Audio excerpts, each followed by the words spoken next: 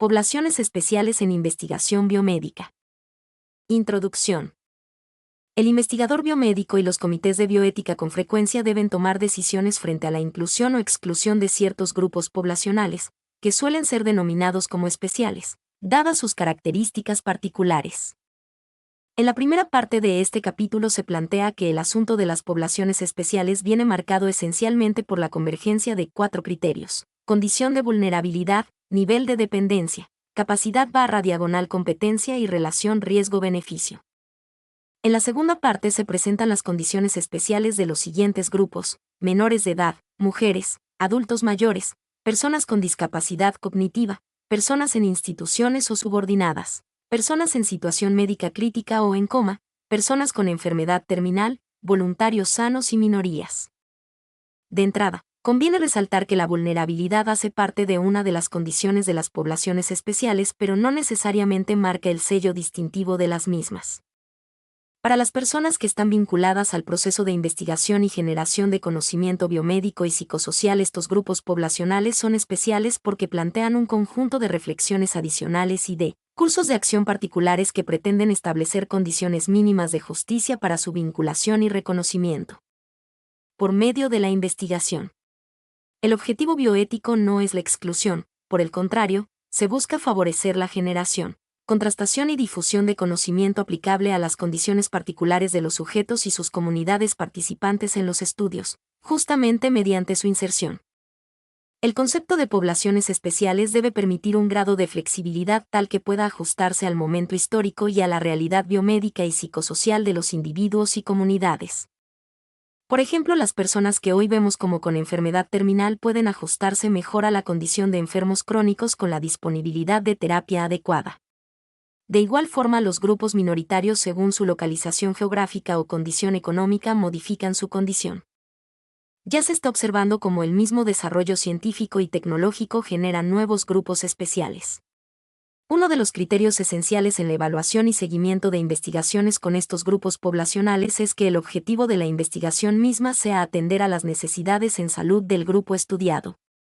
Por otro lado, el proceso de investigación ha de procurar que el riesgo sea mínimo para los participantes. En la introducción de la Declaración de Helsinki de 2000 se dejan consignadas las condiciones básicas que guían éticamente el trabajo con poblaciones especiales. La investigación médica está sujeta a normas éticas que sirven para promover el respeto a todos los seres humanos y para proteger su salud y sus derechos individuales. Algunas poblaciones sometidas a la investigación son vulnerables y necesitan protección especial. Se deben reconocer las necesidades particulares de los que tienen desventajas económicas y médicas. También se debe prestar atención especial a los que no pueden otorgar o rechazar el consentimiento por sí mismos, a los que pueden otorgar el consentimiento bajo presión, a los que no se beneficiarán personalmente con la investigación y a los que tienen la investigación combinada con la atención médica. En la siguiente parte del capítulo se busca analizar la naturaleza de la vulnerabilidad en los distintos grupos poblacionales en el contexto de la investigación biomédica y psicosocial. Se exploran algunas estrategias frecuentemente descritas para superar las dificultades éticas surgidas en la convocatoria y seguimiento, con una sensibilidad cultural por la región de América Latina y el Caribe. Condición de vulnerabilidad. Se empieza por definir como vulnerabilidad a la incapacidad o discapacidad temporal o permanente, individual o grupal, de realizar una evaluación válida de la relación riesgo-beneficio en el contexto de una investigación. Es esencialmente una condición que compromete el ejercicio de la autonomía. La condición de vulnerabilidad es dual, lo cual habla de la reciprocidad de las acciones entre el investigador y el participante.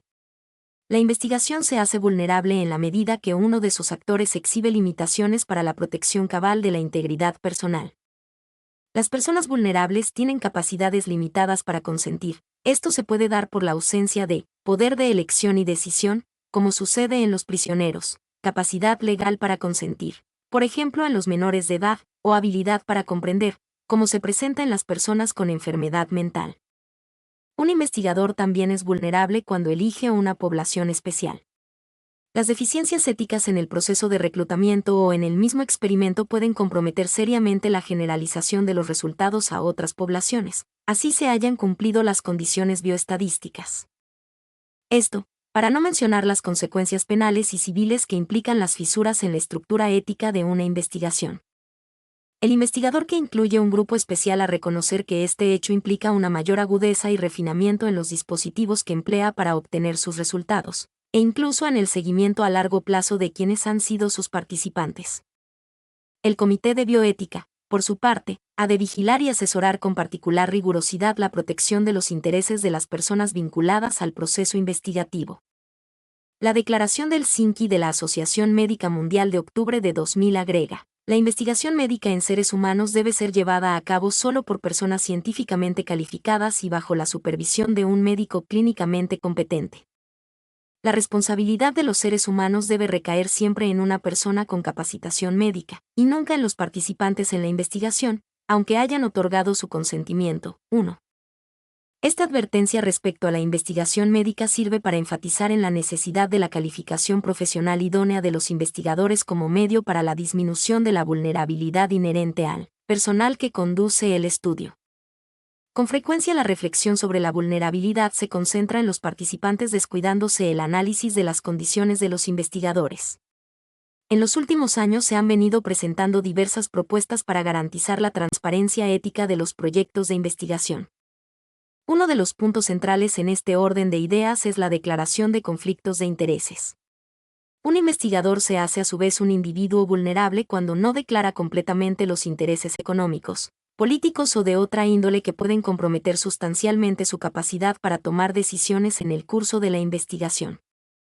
Esta es una modalidad de vulnerabilidad que apenas comienza a ser explorada. Los investigadores deben estar conscientes y obligados a declarar, no solo a la Junta de Ética de la Investigación, REV, sino también a los sujetos de investigación, cualquier conflicto de intereses que pudieran tener y cualquier ganancia financiera que esperen obtener por paciente como resultado del reclutamiento. 2. Hasta este punto conviene hacer una puntualización: el investigador, y por supuesto su grupo de trabajo, también pueden adquirir la condición de vulnerabilidad esencialmente por deficiencias en la formación profesional y científica y además por la declaración parcial de los conflictos de interés. El diccionario de la Real Academia define como vulnerable a aquel que puede ser herido o recibir lesión, física o moralmente. 3. Así, la naturaleza del daño incluye varias esferas. Para el investigador y para los miembros de los comités de bioética esta definición ayuda a enriquecer el ámbito donde se generan nuevas preguntas, ya que las reflexiones y revisiones suelen darse respecto a los riesgos que corren las personas en su integridad física y no en sus esferas mentales o sociales. Las personas pueden rechazar su vinculación a una investigación por temor a una ruptura de confidencialidad. Por ejemplo, la revelación de la condición de la enfermedad mental puede significar la pérdida del empleo o de oportunidades para ascender profesionalmente. Si bien el investigador no desea causar daño y, por el contrario, busca mejorar las condiciones de salud de su población, el estudio puede tener sus efectos colaterales irreversibles que aumentan la vulnerabilidad social o económica de los participantes.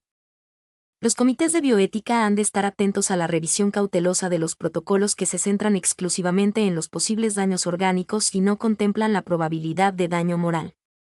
El registro escrito en el consentimiento de medidas como los límites de la confidencialidad o los medios de comunicación para la convocatoria y seguimiento denotan el interés por prevenir el aumento en la vulnerabilidad derivada de la participación en el estudio.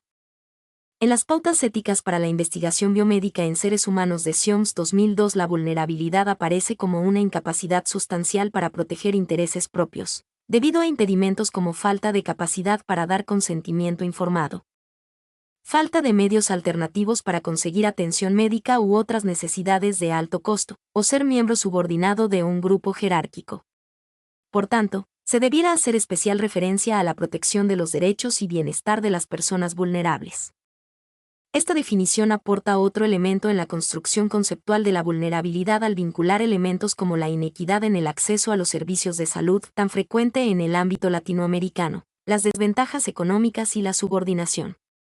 Por su parte, Arboleda Flores define vulnerabilidad como la característica mostrada por un individuo o grupo de personas cuando la capacidad de emitir juicios y tomar decisiones ha sido comprometida y no puede ejercerse, en virtud de alguna incapacidad o posición en la vida. También afirma que en el contexto de la investigación la vulnerabilidad sugeriría incapacidad de protegerse a sí mismo de exposición a riesgos de daño, sin razón. 2. El mismo autor define 6 elementos de la vulnerabilidad: situación de grupo, gravedad, permanencia, fluctuación, situación legal y atributos éticos. 1. Situación de grupo. Se trata de una característica de la vulnerabilidad que comparten las personas en forma permanente o transitoria. Puede ser parte del proceso de crecimiento y desarrollo mental, como sucede en los menores de edad, el efecto de una condición patológica como en el retardo mental o la demencia o la consecuencia de su situación legal, política o social. Así, las personas con un tipo particular de enfermedad o en situación de reclusión, por ejemplo, comparten un rasgo grupal de vulnerabilidad. Ahora bien, esta vinculación a un colectivo especial no genera simultáneamente la vulnerabilidad en tal grado que siempre implique una discapacidad o incapacidad para tomar el consentimiento informado. 2. Gravedad. Un trastorno médico puede comprometer la capacidad para ser competente en una investigación. Esto suele ocurrir con las enfermedades crónicas como la diabetes o el trastorno bipolar, en las que la persona experimenta recaídas que comprometen el estado de conciencia o el contacto con la realidad, limitándola en el ejercicio de su autonomía. Lo que resulta complejo desde el punto de vista clínico son los estados intermedios, donde se halla una restricción en la capacidad para evaluar las condiciones de protección de sus intereses. Cuando un trastorno médico es lo suficientemente grave como para obviar el consentimiento informado necesario para la investigación, es un asunto de conocimiento y sensibilidad ética clínica por parte del médico. Por tanto, mientras la condición misma puede no proporcionar un estado de vulnerabilidad para la investigación, la gravedad de la condición algunas veces causará que el paciente se vuelva incompetente y vulnerable. 2. 3. Permanencia. El rasgo que define la vulnerabilidad puede estar presente en un momento dado y luego desaparecer, o bien insertarse en una persona que hasta determinado momento gozaba de la capacidad y competencia para decidir su participación en una investigación. Otras personas, como aquellas con retardo mental, permanecerán vulnerables toda la vida.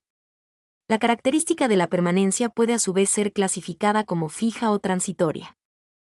En la vulnerabilidad transitoria se da la migración, es decir, una persona puede pasar de una condición de vulnerabilidad a otra o compartir simultáneamente varios atributos. Por ejemplo, una persona con enfermedad mental que reside por fuera de su país o una mujer que es recluida en prisión. La vulnerabilidad transitoria también se modifica por el distinto grado de penetrancia según la estructura previa del individuo. Características como la escolaridad, el nivel de ingresos económicos pueden modificar las condiciones, por ejemplo en caso de vulnerabilidad por subordinación. 4. Fluctuación. Esta característica alude esencialmente a los cambios que pueden darse, en el transcurso de una enfermedad o condición, en la capacidad para tomar decisiones. Se entiende la vulnerabilidad como una discapacidad o incapacidad que puede cambiar, en intensidad, según la misma causa que la produce. Tal vez el mejor ejemplo sea el de la enfermedad mental. Las personas afectadas, en periodos relativamente cortos de días o semanas, pueden modificar la evaluación que hacen de su entorno y el contacto que tienen con la realidad. De esta manera se compromete su capacidad para incorporarse a un estudio o retirarse del mismo, cuando ya ha dado su consentimiento. 5. Situación legal. En las personas que se encuentran en reclusión o son inmigrantes indocumentados, su condición de vulnerabilidad está generada por su estatus frente al sistema judicial.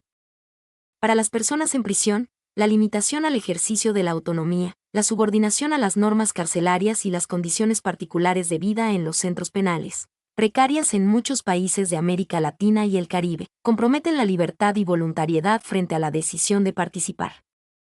Para los inmigrantes ilegales se presenta un riesgo de explotación cuando los incentivos económicos sobrepasan los riesgos que se asumen o cuando se compromete la confidencialidad de su información personal.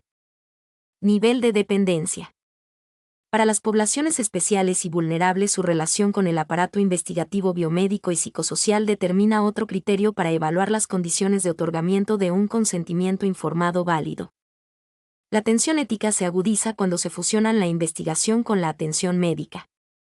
Al respecto, en los comentarios a la pauta 6 de las normas SIOMS de 2002 se encuentra: la intimidación, de cualquier forma que se realice, invalida el consentimiento informado. Los potenciales sujetos que, a la vez, son pacientes, a menudo dependen de la atención médica del médico/investigador que, en consecuencia, tiene cierta credibilidad ante sus ojos, y cuya influencia sobre ellos puede ser considerable, particularmente si el protocolo de estudio tiene un componente terapéutico. Ellos pueden temer, por ejemplo, que la negativa a participar dañe la relación terapéutica o signifique la omisión de servicios de salud. El médico/investigador debe asegurarles que su decisión de participar no afectará la relación terapéutica u otros beneficios a que tengan derecho. En esta situación, el Comité de Evaluación Ética debiera considerar si el consentimiento informado debiera ser solicitado por un tercero neutral. El tipo de vínculo que guardan el investigador y el participante puede incrementar en forma bidireccional la vulnerabilidad. El investigador puede sentirse más cómodo con personas a las que ya ha abordado clínicamente y con las que el reclutamiento suele ser más fácil dado el reconocimiento previo. No obstante, existen varios riesgos como la intimidación, la influencia indebida y hasta la introducción de sesgos estadísticos por las limitaciones en el muestreo, con lo que de entrada se comprometen éticamente el estudio al obtener resultados restringidos en su generalización. En el frente del paciente/participante la situación también es igualmente compleja. Las personas pueden permanecer en una investigación, contra su deseo personal, solo para evitar una pérdida o deterioro en la atención terapéutica que vienen recibiendo. Incluso una persona totalmente capaz puede tener dificultad en objetar el seguir en un proyecto debido a su dependencia en la relación médica, y a la vulnerabilidad inherente a tal dependencia. 2. La Declaración del Helsinki de 2000 también enfatiza en este punto que vincula poblaciones especiales, vulnerabilidad y dependencia, al obtener el consentimiento informado para el proyecto de investigación. El médico debe poner especial cuidado cuando el individuo está vinculado con él por una relación de dependencia o si consiente bajo presión. En un caso así, el consentimiento informado debe ser obtenido por un médico bien informado que no participe en la investigación y que nada tenga que ver con aquella relación. Se observa una convergencia, con las normas SIOMS, en la necesidad de incluir un tercero que gestione neutralmente el proceso de consentimiento informado. Adicionalmente, conviene señalar cómo las deficiencias en asertividad pueden producir vulnerabilidad en los participantes. Esto se hace más prominente en algunas poblaciones latinoamericanas donde la figura del personal médico se inserta en un modelo paternalista de atención que le confiere un poder casi absoluto en la relación terapéutica. Extendiendo el concepto de dependencia por fuera del contexto terapéutico se encuentran dificultades éticas similares en duplas como empleador/empleado o docente/alumno. La dependencia se conecta con la subordinación. Ante dificultades económicas o problemas en el rendimiento académico, la vinculación a un proyecto de investigación, aunque parezca voluntaria y libre, puede ser el efecto de un intento por agradar al superior jerárquico y obtener oportunidades laborales o académicas. Un docente puede emplear su carisma y prestigio académico para vincular a sus alumnos igual que un médico influye en sus pacientes. El nivel de dependencia marca un criterio de las poblaciones especiales y plantea una reflexión que siempre ha de estar presente en la formulación y revisión de protocolos de investigación. Capacidad/competencia. Los criterios de capacidad y competencia han sido revisados tradicionalmente en el ámbito del consentimiento informado. Ya desde el Código de Nuremberg se identifica al consentimiento voluntario como necesario y esencial para la realización de investigaciones con personas. Considerar la capacidad y la competencia en la discusión acerca de las poblaciones especiales es pertinente porque precisamente su evaluación permite al investigador y al Comité de Bioética establecer si se cuentan con las condiciones mínimas para obtener un consentimiento informado válido y qué tipo de dispositivos adicionales de protección se deben implementar. Por capacidad se entiende a la necesaria integridad fisiológica, mental y emocional requerida para tomar decisiones, y por lo tanto para ser considerado legalmente competente. 2. La capacidad es un término médico que resulta de la evaluación que el investigador o un médico especializado realizan, entre otras, de las esferas del funcionamiento mental y del estado orgánico en general. La capacidad puede resultar comprometida por las fluctuaciones de una enfermedad crónica o por la intensidad de un evento agudo como un trauma encefalocraneano. De igual forma se pueden inducir médicamente estados de capacidad limitada como durante la anestesia general o el empleo de medicación sedante en pacientes agitados. La capacidad igualmente alude a la adecuada integración de los estímulos externos con la realidad mental interna y a las conductas que se ejecutan en consecuencia. Para entender, aún más, el concepto de capacidad se requiere integrar variables, que aunque hacen más complejo el análisis enriquecen los criterios que fundamentan una conclusión. En este orden están la madurez psicofisiológica y las influencias socioculturales. Por su parte, la competencia, un término legal, Es una construcción que indica que una persona tiene la capacidad necesaria para ocuparse de actos legalmente definidos como firmar contratos, ser testigo, ser encausado o aceptar intervenciones médicas. La vinculación entre capacidad y competencia orienta sobre las condiciones básicas que un investigador ha de tener cuando trabaja con personas pertenecientes a poblaciones especiales y con vulnerabilidad. James Strane señala en su artículo The Many Faces of Competency, 4, que no existe un acuerdo acerca de los estándares aceptables para evaluar la competencia. Esta es una condición fundamental para la validez del consentimiento. El autor propone que en la evaluación de la competencia se abarquen 3 valores: racionalidad, beneficencia y autonomía. La racionalidad invoca los elementos que las personas habitualmente considerarían para tomar una decisión adaptativa a la situación que experimentan. También hace referencia a la jerarquización de las distintas situaciones según su gravedad. La evaluación de la competencia considerando el valor de la beneficencia indicaría tomar aquello que es mejor para el paciente, así como evitar que tome decisiones que le causen daño. Finalmente, el respeto por la autonomía ha de permitir que el participante determine su propio destino y que evite, por ejemplo, participar en experimentos con poca probabilidad de mejorar su condición. Relación riesgo-beneficio. Esta relación es otro de los criterios que se deben integrar cuando se hace el abordaje ético de las poblaciones especiales. Se definía previamente como vulnerabilidad a la incapacidad o discapacidad temporal o permanente, individual o grupal, de realizar una evaluación válida de la relación riesgo-beneficio en el contexto de una investigación. La secuencia lógica consiste entonces en describir que la evaluación distorsionada de la relación riesgo-beneficio genera vulnerabilidad, lo que a su vez redunda en la condición de sujeto o población especial. Tal vez lo complejo de hablar acerca de poblaciones especiales en estos tiempos no sea tanto identificar grupos que desde hace varias décadas son reconocidos clásicamente como vulnerables. El foco de la discusión debería desplazarse hacia sujetos y poblaciones que denominamos normales y en los que de entrada no se percibe un grado significativo de vulnerabilidad. Lo anterior se menciona porque justamente son la distorsión en la evaluación de los riesgos y beneficios sumada a la explosión de una pléyade de incentivos económicos las que pueden realizar esa transición en la escala de grises de no vulnerable a vulnerable.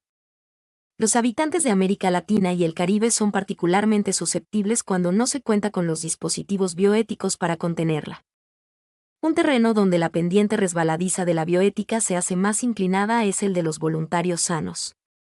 Con frecuencia participan en investigaciones donde se exponen a nuevos medicamentos o procedimientos sin que respondan a la realidad de una enfermedad o condición que les sea propia. Si bien se reconoce su altruismo al exponer su bienestar, resulta cuestionable cuando las recompensas económicas o de otro orden motivan su vinculación. La reflexión apunta a que el investigador y los comités de bioética reconozcan en estos sujetos su condición de vulnerabilidad a pesar, precisamente, de ser normales. El asunto de la vulnerabilidad se ubica esencialmente en el ámbito de la autonomía y del respeto a las personas con autonomía disminuida, mientras que el de la relación riesgo-beneficio corresponde a la justicia distributiva.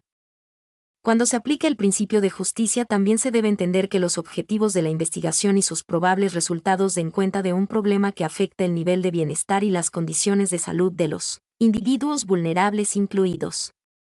De esta manera, la expectativa de intervenciones y procedimientos que beneficien directamente su salud justificaría su participación.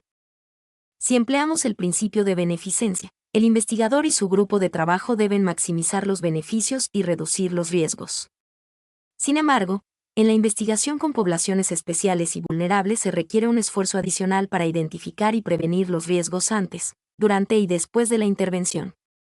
Precisamente la vulnerabilidad se incrementa cuando, habiendo concluido el estudio, los individuos presentan algún daño en su integridad y no encuentran quien responda por los daños.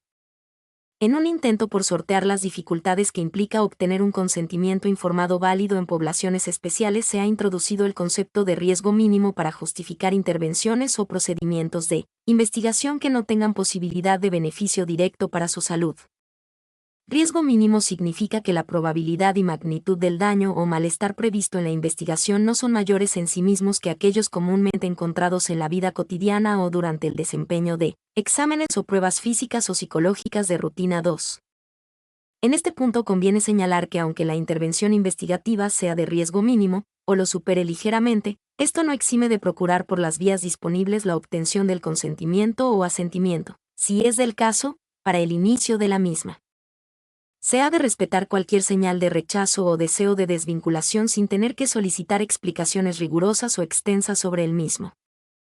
Asimismo, el investigador debe cuestionarse acerca del riesgos psicosociales como la ruptura de la confidencialidad, la invasión de la privacidad o la estigmatización y no concentrarse exclusivamente en el riesgo orgánico fisiológico. El proceso de consentimiento informado ha de ser en consecuencia especialmente riguroso para que las personas o sus representantes legales tengan la opción de evaluar adecuadamente los beneficios que les aporta vincularse a la investigación frente a los riesgos asumidos. Para resumir, las poblaciones especiales han de ser evaluadas en la convergencia de los criterios de condición de vulnerabilidad, nivel de dependencia, capacidad/diagonal competencia y relación riesgo-beneficio. Con estos elementos en mente es posible continuar la discusión sobre cada grupo poblacional en particular. Menores de edad. En este grupo se incluyen a las personas que por no haber alcanzado la mayoría de edad se les considera legalmente incompetentes para consentir. Lo extenso de este grupo humano y lo complejo de su inclusión en proyectos de investigación amerita un análisis detenido. Los núcleos éticos que orientan la evaluación de los protocolos y la toma de decisiones éticas en este caso se condensan en los siguientes 3 puntos. 1. La investigación está orientada a atender las necesidades de salud de los niños y niñas. En consecuencia, requiere que sea realizada con esta población y no con adultos. 2. Los padres o representantes legales del menor deben autorizar su participación. 3. El menor acepta participar mediante la figura del asentimiento y en caso de negarse se respeta su decisión. Por otro lado, se han distinguido 4 opciones de solución para la vinculación de los menores de edad a los proyectos de investigación emoticono cara triste 5. 1. La solución sustituta permite que se hagan las investigaciones con niños y niñas igual que con otras poblaciones si los padres dan el consentimiento.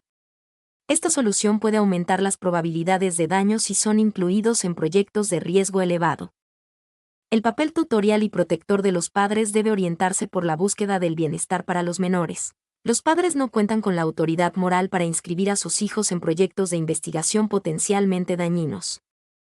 2. La solución no consentimiento o no investigación derivada de la propuesta del Código de Nuremberg representa la línea dura en estas soluciones.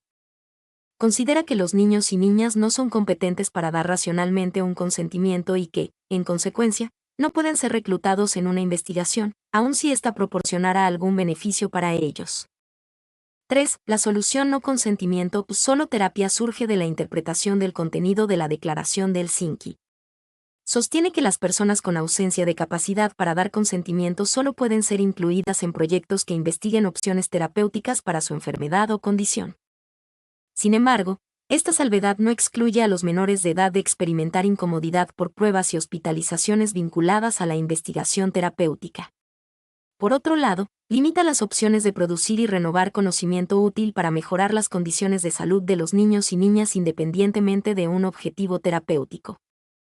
4. La solución riesgo-beneficio se orienta por las regulaciones federales de los Estados Unidos. Se permite la investigación con menores de edad si hay expectativas razonables de beneficio directo con un nivel de riesgo minimizado y aceptable. Esta modalidad recalca en la necesidad de la revisión por los comités de ética, la obtención del asentimiento y la autorización de los padres. Esta solución trata de determinar si los riesgos son proporcionales a los beneficios para cada participante. Igualmente pretende obtener un equilibrio entre la utilidad social de encontrar nuevo conocimiento y la protección de los intereses de los niños y niñas sometidos a experimentación. A mayor riesgo, mayor protección. Buscando proteger a los menores de edad se los ha excluido de proyectos de investigación, más frecuentemente en los estudios de nuevos medicamentos. Esto ha producido una situación paradójica porque el empleo de los fármacos en los niños y niñas termina siendo orientado por los resultados obtenidos en adultos, con lo que se generan riesgos adicionales, a diferencia de los proyectos que se hacen directamente con los menores de edad y guardan las debidas recomendaciones éticas. Esta ausencia de datos y de estudios con los niños ha llevado a la formulación del apelativo de huérfanos terapéuticos. 6. Para referirse a la situación de inequidad en la construcción de nuevo conocimiento para las necesidades terapéuticas de esta población. En el grupo de menores de edad se pueden encontrar a su vez otros subgrupos más vulnerables como los fetos, los neonatos y los prematuros, La literatura describe casos como la aplicación de oxígeno por encima de las necesidades del neonato produjo ceguera y daño en el cristalino. En aproximaciones terapéuticas que se realizaban sin contar con los estudios controlados debidos, se evitaba realizar investigaciones precisamente para no causar daño. 7. En 1974 la Comisión Nacional para la Protección de los Sujetos Humanos del Congreso de Estados Unidos reconoció la vulnerabilidad del feto. Afirmó que debe ser tratado respetuosamente y con dignidad. También señaló la legitimidad e importancia de la investigación con fetos y estableció que los riesgos para el feto en cualquier procedimiento de investigación no deben ser mayores que los mínimos, ultrasonidos o cambios en la dieta materna. Si el riesgo excede el nivel considerado como mínimo, debe ser justificado por el beneficio previsto para la salud de la madre o del feto. 5. En caso de involucrarse la práctica del aborto, los investigadores no deben hacer parte en la toma de decisión sobre el mismo, por ejemplo, el momento o los métodos para practicarlo. No se deben dar estímulos económicos o atención gratuita para favorecer la decisión hacia el aborto y la investigación en la madre. La investigación con el feto inútero puede ser aprobada si 1. El objetivo de la investigación es atender a las necesidades de salud del feto y está diseñada de tal manera que el riesgo será mínimo. 2. La investigación no tiene más riesgo que el mínimo para el feto. 3. El objetivo de la investigación es desarrollar un conocimiento biomédico importante que no es obtenible por otros medios. 4. Se debe contar con suficiente evidencia en experimentación animal antes de realizar los ensayos en humanos. En el feto nacido viable las normas éticas son las mismas que cubren a los neonatos y a los niños en general. Para los fetos nacidos no viables las consideraciones tienen que ver con la investigación en personas que están en proceso de muerte. Se busca conservar su dignidad y evitar hacer intrusiones innecesarias en personas que están agonizando. Independientemente de la edad, para la revisión y aprobación de los protocolos de investigación el Comité de Bioética ha de contar con el permiso de ambos padres. Basta con el permiso de uno de ellos cuando el otro haya fallecido, no se conozca cuál es el padre o la madre, sea incompetente o no esté razonablemente disponible. Este último punto es particularmente álgido porque no es claro si la disponibilidad de uno de los padres se refiere a su accesibilidad geográfica o por medios de comunicación o a su compromiso moral de velar por el bienestar de los hijos. De otra parte, también existen recomendaciones éticas que consideran la aprobación de la vinculación de un menor con el permiso de uno de los padres cuando se trata de investigaciones con riesgo mínimo. Es importante enfatizar que cuando se vinculan menores de edad se debe considerar que el objetivo de la investigación es buscar información no obtenible por otra vía y que es lo suficientemente importante como para justificar el riesgo que se corre al ejecutar la investigación. Sin embargo, el permiso de los padres no está exento a su vez de preguntas bioéticas. En algunos casos los investigadores encuentran que no es apropiado el permiso de los padres. Por ejemplo, en adolescentes mayores cuando se requiere tratamiento para enfermedades de transmisión sexual, abuso de drogas y en ciertos trastornos emocionales. Lo mismo sucede en casos de abuso y maltrato infantil. Por lo que son necesarias nuevas fórmulas que, preservando la confidencialidad de la información obtenida, no releven a los padres en su función tutorial de los intereses del menor. Por otra parte, el permiso de los padres puede ser insuficiente para proteger los intereses del niño, por ejemplo en casos de donación de médula ósea o de riñón para trasplante a un hermano. Otro punto que causa tensiones éticas es la edad adecuada para el asentimiento. Tradicionalmente se ha entendido que a los 7 años el menor reúne los elementos cognitivos para darlo. No obstante, la tendencia actual es a delegar en el Comité de Bioética la determinación de la capacidad de asentir basado en 3 criterios: edad, madurez psicológica y estado de crecimiento y desarrollo. Utilizando estos elementos se ha entendido que los niños mayores de 12 años son aptos para dar un consentimiento informado adecuado pero con la autorización de los padres. Aquellos próximos a la mayoría de edad, mayores de 16 años, puede consentir participar sin que se requiera la aprobación de los padres.